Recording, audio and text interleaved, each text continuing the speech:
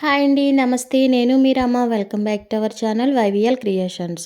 Today recipe వచ్చేసి కొబ్బరొట్టండి. పాతకాలపు వంట. చాలా హెల్తీ అండ్ టేస్టీగా ఉంటుందండి. ఈ రెసిపీ అయితే నేను మా నాన్నమ్మ దగ్గర అయితే నేర్చుకున్నాను. చాలా అంటే చాలా బాగుంటుంది. ఈ కొబ్బరొట్టెను పిల్లలకి స్నాక్స్ కింద పెట్టినా చాలా ఇష్టంగా తింటారండి. మనం అవి ఇవి పెట్టడం కన్నా ఇలా హెల్తీ ఫుడ్ స్నాక్స్ కింద పెడితే పిల్లలు కూడా ఇష్టంగా తింటారు. మనకి కూడా కొంచెం తృప్తిగా ఉంటుందండి హెల్తీ ఫుడ్ పెడుతున్నామని. మరి ఈ కొబ్బరొట్టు ఎలా ప్రిపేర్ చేసుకోవాలో చూసేద్దామా? ముందుగా ఒక గ్లాస్ బియ్యాన్ని తీసుకుని 2, 3 టైమ్స్ వాష్ చేసేసుకుని నానబెట్టుకున్నానండి. ఒక 5 గంటలన్నా నానబెట్టుకోవాలి. చూపించిన గ్లాస్ తోటైతే నేను ఒక గ్లాస్ బియ్యాన్ని అయితే తీసుకున్నానండి. ఇలా నానిన బియ్యాన్ని కూడా కడిగేసుకుని నీళ్ళన్నీ వాడేలాగా జల్లిట్లో అయితే వేసుకున్నానండి. ఇప్పుడు ఒక మిక్సీ జార్ తీసుకుని అందులోకి మనం ఏ గ్లాస్తో బియ్యాన్ని తీసుకున్నామో ఆ గ్లాస్తో బెల్లం తురుము అయితే తీసుకోండి. అలాగే నీళ్ళు వాడి చేసుకున్న బియ్యం ఉన్నాయి కదా, నానబెట్టుకున్న బియ్యాన్ని కూడా ఇందులో వేసేసుకుని మెత్తగా గ్రైండ్ చేసేసుకోవాలి. చూడండి ఇలాగైతే వస్తుంది. గ్రైండ్ చేసుకునేటప్పుడు నేను కొద్దిగా అంటే 2 స్పూన్స్ వరకు వాటర్ని అయితే యాడ్ చేసుకున్నానండి. మరీ పేస్ట్ లాగా అయితే అవసరం లేదు. చిన్న గొరుగ్గా ఉంటుంది. వీడియోలో చూపించినట్టు బియ్యం మొత్తం మిక్సీ అయ్యేంత వరకు ఆడుకుంటే సరిపోతుందండి.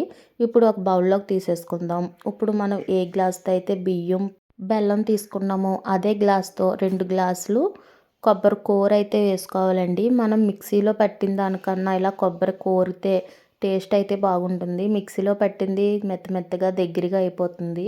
మీకు టైం చూసుకుని కోరి వేసుకుంటే బాగుంటుంది. కూర అయితే వేసుకున్నాక కలిపేసుకుని పక్కన పెట్టేసుకోండి. ఇప్పుడు ఒక పాన్ తీసుకుని అందులోకి గీ అయితే యాడ్ చేసుకోవాలి. ఈ మిశ్రమాన్ని అయితే మనం ఏమీ నానబెట్ట అవసరం లేదండి. వెంటనే అట్టయితే వేసేసుకోవచ్చు.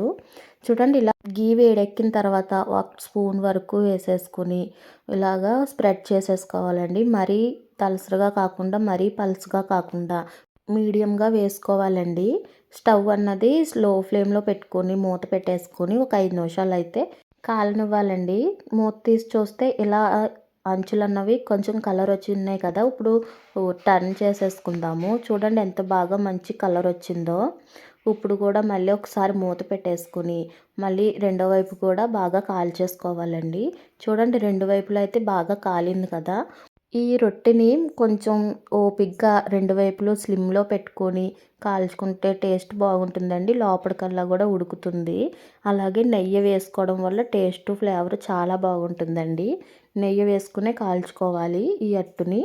చూసారు కదా, చాలా సింపుల్గా అయితే రెడీ చేసేసుకున్నాము కొబ్బరి రొట్టెని. ఎంతో టేస్టీగా నానమ్మ కాలం లాంటి హెల్తీ రెసిపీని అయితే ఈరోజు చూసేసాం కదా. మీకు ఎలాగనిపించిందో కామెంట్ చేయండి. అలానే మీరు ట్రై చేసి మీకు ఎలాగొచ్చిందో అన్నది షేర్ చేసుకోవడం మర్చిపోవద్దు. ఈ హెల్తీ రెసిపీ మీకు నచ్చితే ఒక లైక్ కొట్టి మీ ఫ్రెండ్స్కి రిలేటివ్స్కి షేర్ చేయండి. అలానే నా ఛానల్ని సబ్స్క్రైబ్ చేసుకోండి. Thank you.